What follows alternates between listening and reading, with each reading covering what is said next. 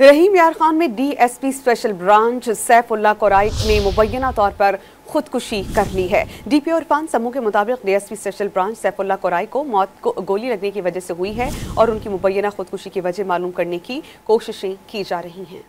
रहीम यार खान में DSP special branch Saifullah Core i ने मुबैना तौर पर खुदकुशी कर ली है। DPO इरफान समूह के मुताबिक DSP special branch Saifullah Core i को मौत को गोली लगने की वजह से हुई है और उनकी मुबैना खुदकुशी की वजह मालूम करने की कोशिशें की जा रही हैं। रहीम यार खान में DSP special branch Saifullah Core i ने मुबैना तौर पर खुदकुशी कर ली है। DPO इरफान समूह के मुताबिक DSP special branch Saifullah Core i को मौत को गोली लगने की वजह से हुई है और उनकी मुबैना खुदकुशी की वजह मालूम करने की कोशिशें की जा रही हैं।